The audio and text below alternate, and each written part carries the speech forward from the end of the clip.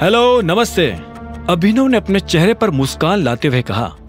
वो भले ही कितना भी थका हुआ था, लेकिन वो इन लोगों को पता नहीं चलने देना चाहता था कि वो क्या करके आया है। जैसे ही अभिनव ने चहकते हुए नमस्ते किया तो शर्मिला, अनन्या और राजीव उसे देखने लगे। उनकी आंखों में एक अजीब सा गुस्सा था। अभिनव उनकी आंखें देख हैरान हो गया। अभिनव को यह तो नहीं लग रहा था कि वो लोग मुस्कुराते हुए उसका स्वागत करेंगे, लेकिन आज जिस तरह का गुस्सा उनकी आंखों में नजर आ रहा था, उसे देखकर अभिनव को कुछ अजीब लग रहा था। मैंने कहा नमस्ते एंड हेलो अनन्या। अभिनव ने दोबारा मुस्कुराने की कोशिश करते हुए कहा, पर यह सुनते ही उन तीनों का गुस्सा और ज्यादा बढ़ चुका था। शर्मिला ने उबलते हुए कहा, क्या सही टाइम पर आए हो? अभिनव ने यह सुनते ही अनन्या को देखा। वो ये पता करने की कोशिश कर रहा था कि वहां क्या हो रहा है, लेकिन अनन्या ने भी एक गहरी सांस ली और अभिनव से नजर फेर ली। अभिनव से रहा नहीं गया तो उसने पूछा, क्या मैंने कुछ गलत किया है? राजीव ने उसे एक पल को देखा और फिर टेबल पर रखा अपना फोन उठाया, उसमें कुछ खोला और आखिर में स्क्रीन अभिनव की तरफ घुमा दी। अभिनव पास आया और उसने राजीव से फोन ले लिया।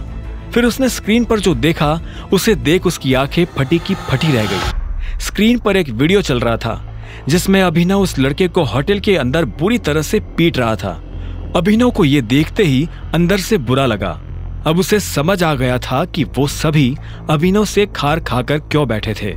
उसने कहा, जो कुछ भी हुआ उसके बारे में मैं समझा सकता हूँ। इतने में शर्मिला ने उसकी बात बीच में काटते हुए कहा, क्या समझाओगे? कि तुम अपने खाने का बिल भी नहीं चुका पाए और इस चीज से बचने के लिए तुमने इस बेचारे के साथ मारपीट की? शर्मिला ने कहा। अभिनव अपनी तरफ से कुछ कहता, इतने में अनन्या आगे आई और बोली, आई कांट अंडरस्टैंड, तुम्हें इतनी महंगी जगह पर खाना खाने की जरूरत ही क्या थी? तुम तो घर से ये कहकर निकले थे ना कि तुम जॉब के लिए जा रहे हो। फिर अभिनव फंस गया। उसने वीडियो को दोबारा देखा। पूरे वीडियो में उसे चाहत कहीं भी नजर नहीं आ रही थी। ये देख अभिनव की जान में जान आ गई। अगर उन लोगों को पता चलता कि अभिनव चाहत के साथ था तो उसके लिए जवाब देना और भी भारी हो जाता। वो ऐसा कुछ नहीं करना चाहता था जिससे अनन्या और ज्यादा नाराज हो।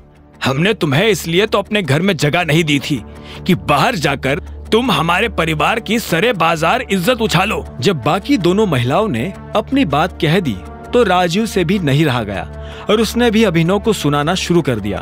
उसने आगे कहा, अनन्या का पति, इस घर का दामाद, पब्लिक में इतने बड़े होटल के अंदर ऐसी गिरी हुई हरकत कैसे कर सकता है? आप सभी ऐसा इसलिए कह रहे हैं क्योंकि आपको सच पता नहीं है।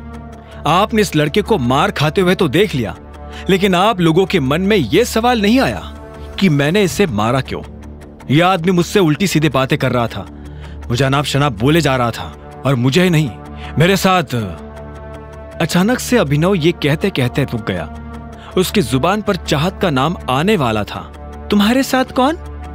अनन्या ने अभिनव की बात पकड़ते हुए पूछा और जवाब के लिए अभिनव की आंखों में देखने लगी।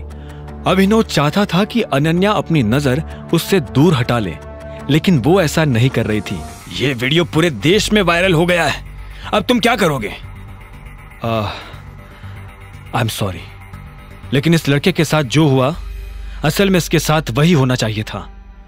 यह सुनते ही शर्मिला गुस्से में आग बबूला हो गई। वो गुस्से में अभिनव की तरफ बढ़ने लगी। उसका मन तो कर रहा था कि वो अभिनव को थप्पड़ मार दे, लेकिन अपने आप को रोकते हुए उसने कहा, जब हम तुमसे तमीज से बात कर रहे हैं तो तुम भी तमीज से बात करो। परिवार की नाक कटाने के बाद कह रहे हो कि ये जो तुमने किया वो सही किया, और तुम्हें क्या लगा तुम्हारे ऐसे बोलने से हम तुम्हें गले लगाएंगे, शाबाशी देंगे? ना तुम्हारे पास कोई नौकरी है, ना तुम इस परिवार की मदद करना चाहते हो, तो कम से कम भगवान के लिए ऐसा कुछ तो मत करो जिससे इस परिवार को नीचा देखना पड़े। शर्मिला, शांत हो जाओ। राजीव ने शर्मिला को रोकने की कोशिश की। अनन्या की शादी अगर किसी से होनी चाहिए तो वो है चिराग, सिर्फ चिराग। यह सुनती ही अनन्या की आंखें फटी की फटी रह गई। उसने शर्मिला को देखा और बोली, मम्मा, मैं चिराग से शादी करने के लिए कब एग्री हुई? तुम्हारे एग्री होने की मुझे जरूरत भी नहीं है। मैं तुम्हारी माँ हूँ और मुझे पता है what is best for you. इसके साथ रहोगी तो जिंदगी भर तकलीफ ही तकलीफ देखोगी, और फिर तुम्हें अपनी कंपनी के लिए भी मदद चाहिए ना, चिराग के अलावा तुम्हारी कंपनी को फिर से खड़ा करने में कोई तुम्हारी मदद नहीं कर सकता है। इस पर अनन्या ने कहा, मम्मा ऐसा नहीं है, मैं खुद अकरम सर से बात करूंगी, वो मेरी हेल्प कर सकते हैं। मैं चिराग से शादी नहीं करना चाहती हूं। तो क्या तुम जिंदगी भर इस आदमी के साथ रहोगी? हाँ बताओ, शर्मिला ने पूछा। नहीं, मैं इन दोनों में से किसी के साथ नहीं रहना चाहती हूं, अनन्या ने अकड़ के साथ जवाब दिया। आगे की कहानी जानने के लिए देखें अगला एपिसोड सिर्फ पॉकेट एफएम के YouTube चैनल पर, और द रिटर्न ऑफ टाइगर के सारे एपिसोड्स को सुनने के लिए डिस्क्रिप्शन में दी लिंक से डाउनलोड करें पॉकेट एफएम ऐप।